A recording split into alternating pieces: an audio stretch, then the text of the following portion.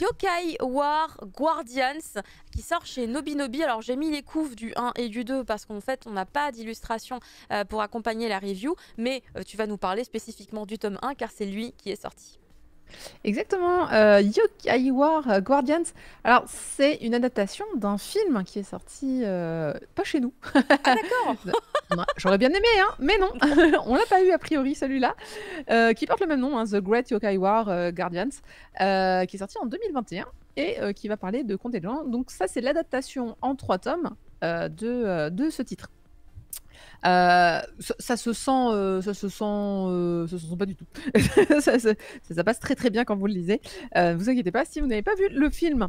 C'est un titre de Sanami Suzuki au dessin et donc le scénario original de Yusuke Watanabe qui a fait du coup le film. On va partir sur deviner des yokai. Je vous rappelle un petit peu, les yokai sont dans le folklore japonais. Alors, les traductions françaises sont multiples. Ce sont des démons, ce sont des dieux, ce sont des...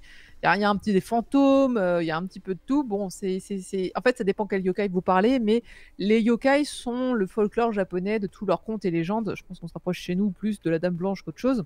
Sachant qu'il y a des yokai qui appartiennent à différentes catégories. Il y en a qui font des trucs qui sont liés aux saisons, il y en a qui sont liés à l'habitation, il y en a qui... Bref, il y a à boire et à manger. Si jamais vous ne connaissez pas les yokai, les esprits, oui, esprit, c'est aussi une traduction qu'on trouve. Encore une fois, en français, on n'a pas vraiment d'équivalent. Alors, c'est pas faute de notre folklore, hein, mais c'est vrai que on va dire que la religion a effacé énormément de nos cultures, justement, de petites créatures. Donc, si vous voulez vous renseigner sur le sujet, sachez qu'il existe moult et moult livres disponibles en français sur les yokai. Ceci étant dit, on part donc sur la guerre des yokai. En gros, alors j'aime beaucoup, ils ont fait un jeu de mots incroyable. Il y a un yokai qui s'est réveillé au fin fond du Japon. Et ce yokai, il est tellement immense qu'on l'appelait le Yokaiju. Ah, j'ai beaucoup aimé ce truc. Bon, si vous n'avez pas la rêve, je sais plus quoi faire pour vous. Mais les kaiju, les gars. Bah oui, les kaiju, c'est les Godzilla, hein, autres créatures incroyables du folklore japonais qui sont voilà, les très très gros monstres, un peu dinosaures, qui ont fait le bonheur des animés. Des Sentai surtout, et des films surtout au Japon. Donc voilà, donc ce Yokaiju est un immense yokai et il veut rejoindre la mer et l'océan, et ça tombe mal parce qu'il s'est réveillé un petit peu au beau milieu du Japon. Alors on vous explique que le Japon avant c'était plusieurs îles, qu'il y avait un océan, une mer entre les deux, et que bah, il vient de là. Mais sauf que le Japon depuis les millénaires ont passé, c'est devenu une seule île, et donc il se réveille au beau milieu de la forêt, de la pampa. Et là, mais moi je veux rejoindre l'océan. À la base, je suis né dans l'océan, je veux repartir dans l'océan. Bon, il est un petit peu débile, hein, on sent bien qu'il a une obsession, c'est l'océan. Et donc, qu'est-ce qu'il va faire? Bah, le trajet le plus simple, hein, c'est de traverser le Japon et de tout bousiller sur son passage. Ah bah non, bah là, alors là, les yokai ils sont pas d'accord. Du coup, qu'est-ce qu'ils vont faire les petits yokai? Ils vont aller réveiller le descendant d'un grand chasseur de yokai.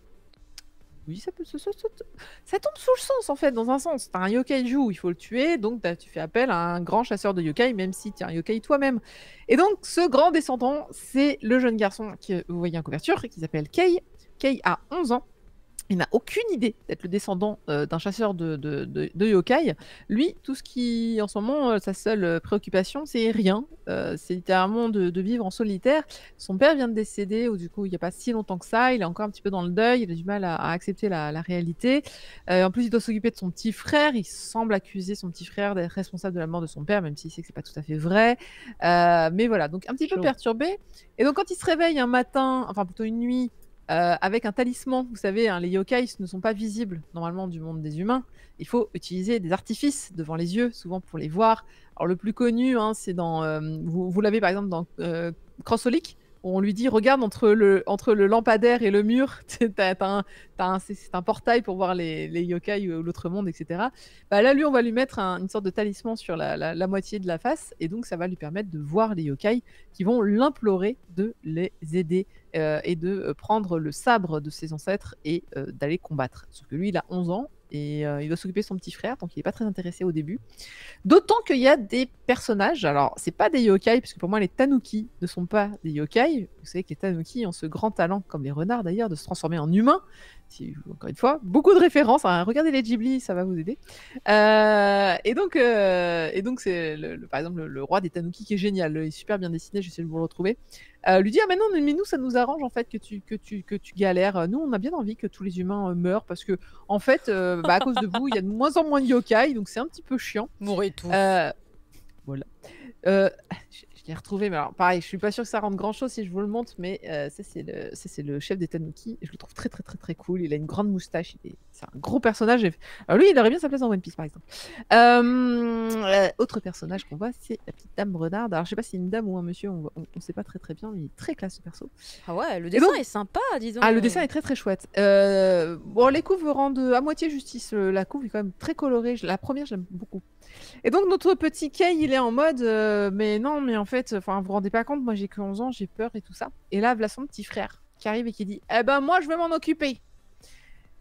Et là, Dai se réveille et son frère a disparu et il ne voit plus les yokai. Et donc commence une grande aventure pour sauver son frère, sauver le monde, devenir prendre le sabre de ses ancêtres et dont il n'a aucune idée de comment il va faire et aller buter le kaiju. Tout un programme pour ce très jeune enfant qui sait pas très bien dans quoi il va mettre les pieds. Et donc il va être aidé par cette personne avec un masque de renard qui est bien décidé à l'aider et à lui dire comment faire pour rejoindre le monde des yokai.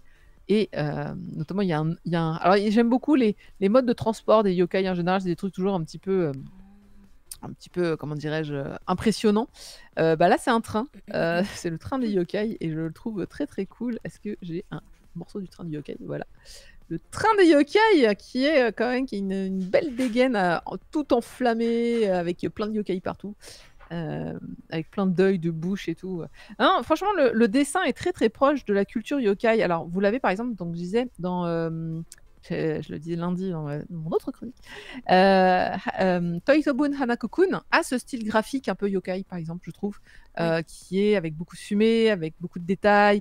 C'est vraiment un style particulier qu'on retrouve dans quelques mangas. Alors, pas tous, hein. J'ai des mangas yokai qui n'ont pas du tout ce style-là, mais c'est vrai que quand on parle de folklore, en général, on adopte ce style graphique. Alors, par exemple, le pacte des yokai ne l'a pas du tout. Le pacte des yokai a un style très épuré, très déité, pureté. Là, on est sur les yokai un petit peu grotesques. Hein, donc, du coup, il y a des yeux partout, il y a des machins un petit peu. Alors, c'est l'occasion aussi pour vous de découvrir un peu ce monde des yokai et puis de les découvrir certains que vous connaissez pas. Alors, il y en a qu'on connaît bien. Hein, la Zashiki Warashi, là. Vous savez, celle qui est en forme d'enfant et il faut pas qui apporte le bonheur dans les maisons. Ils en parlent d'un autre, c'est celui qui, je crois, vous rend constipé en vous touchant les fesses. Ouais, il y a du peuple hein, chez les yokai, c'est assez fun. Ah oui, dès que t'as un problème, c'est un yokai. Hein, donc, le Gambali Nyudo constipe les gens aux toilettes en leur touchant les fesses. Je trouve très fun celui-là. Le Makula Gaeshi qui retourne les oreillers de ceux qui dorment. Oui. Donc le Zashiki Warashi, celui-là, c'est celui qui apporte des bonheurs. Enfin voilà, il y a un petit peu le Bimbogami, dieu de la misère et des foyers dans lesquels ils s'installent, ils finissent ruinés. Donc vous voyez, il y a des yokai pour tout. Et regardez, tous ces yokai ont besoin des humains pour vivre. Et donc du coup, là, c'est eux qui viennent implorer qu'on les aide, tandis que les Tanuki sont en mode, nous, en fait, on vit dans la nature, on n'a pas besoin des hommes, et à cause de vous, on est en train de crever. Donc en fait, il y a une double équipe qui va se jouer sur, il y en a qui veulent que les humains meurent, et puis il y en a d'autres qui veulent, non, on a besoin des humains, nous, yokai, donc merci de pas y trop y toucher. Donc très très bonne, très bon début en matière, surtout graphiquement, je trouve qu'il est bien péchu. Il y a vraiment, enfin, le folklore est encore une fois bien dessiné. Il y a des tas de, c'est compliqué d'envoyer à l'écran, mais vous voyez un petit peu l'ambiance, elle est vraiment présente de ce côté. Délirant des yokai, des côtés, il y en a partout, ils font plein de farces et puis d'un autre côté il y a les Tanuki sont super, franchement c'est un de mes, comme j'ai dit avec la moustache et tout, il est très très bien. Et puis il y a cette histoire de descendance, dont on ne sait pas très très bien où est-ce que ça en retourne, mais plein de mystères. C'est qu'un 3 tomes. Je crois que le deuxième, il est prévu pour fin août, et donc probablement que le troisième sera pour fin d'année. Et ce qui fait que ça sera possible de le mettre sous le sapin. Moi, j'aime bien prévoir d'avance mes petits cadeaux sous le sapin. Alors, non seulement c'est sous sapin, mais surtout, c'est totalement, entièrement accessible pour les jeunes enfants. Alors, si vous n'êtes pas un jeune enfant, vous pouvez le lire aussi, hein. Moi, je l'ai lu, ça m'a pas filé des boutons, tout va bien. Mais honnêtement, comme ça, on part sur un jeune enfant qui vit une aventure avec plein de détails et tout, et on est en mode un peu badass. Il a 11 ans et il doit tenir un sabre et il se fait accompagner d'un personnage mystique. On ne sait pas très bien qui c'est parce qu'il y a un masque. Voilà, honnêtement, je pense qu'il y a tous les ingrédients pour que ça plaise énormément à un jeune enfant. Donc, vous pouvez t'appeler dès qu'ils savent lire, à peu près 8-9 ans, je pense qu'ils peuvent lire. En tout cas, dans ce premier tome, il n'y a pas de sang, il n'y a pas de violence. En plus, ça parle d'un garçon qui a perdu son père. Donc, il y a aussi le petit côté humain, tragédie, de s'occuper de son petit frère. Sa mère, elle est super occupée au travail, etc. Donc, vraiment, c'est une très, très bonne surprise. Et puis du coup, ça me donne envie de voir le film. Va falloir que je me penche sur la question. Mais il a l'air très bien. Je suis allée jeter un coup d'œil à l'affiche. J'ai fait. L'affiche est cool, hein. Elle est sympa. Elle est très sympa. C'est sûrement très kitsch parce que les Japonais et le fantastique, ça rend très kitsch, mais c'est pas grave. Non, c'est vraiment pas mal en fait. Après, je suis habituée aux films japonais. Alors en même temps, je suis pas une référence. Alors moi aussi, mais je préviens toujours les gens qui sont pas à l'habitude. J'arrive pas à détecter le kitsch dans le Japon. À chaque fois, ils sont là. C'est simple. Moi, je dis souvent, tu vois le premier épisode de Doctor Who, c'est les Japonais H24. La ref à Doctor Who. C'est trop kitsch pour moi au début. Mais non, mais t'as raison. Après, on s'y habitue. C'est bien pensé, oui. Doctor Who avec le 9e Docteur. Ouais. C'est avec les poubelles, je crois, les poubelles qui avalent les gens. C'était horrible. Les mannequins dans le magasin, là, mais bien sûr. C'était vraiment cheap à l'époque. Quand mon mari m'a montré ça la première fois, j'ai dit, en fait, tu veux qu'on divorce? C'est quoi les histoires?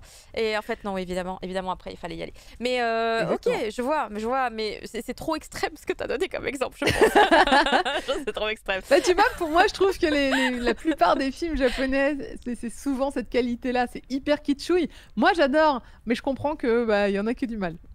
Très bien. Écoute, comme ça, les gens sont prévenus. Merci beaucoup, Katengeek, pour ta review sur Yokai War Guardians en seulement 3 volumes. Incroyable. Voilà les petits budgets. Est-ce que vous êtes contents? Nous, en tout cas, on l'est. C'est la fin de l'émission. Il est temps de faire un mini point.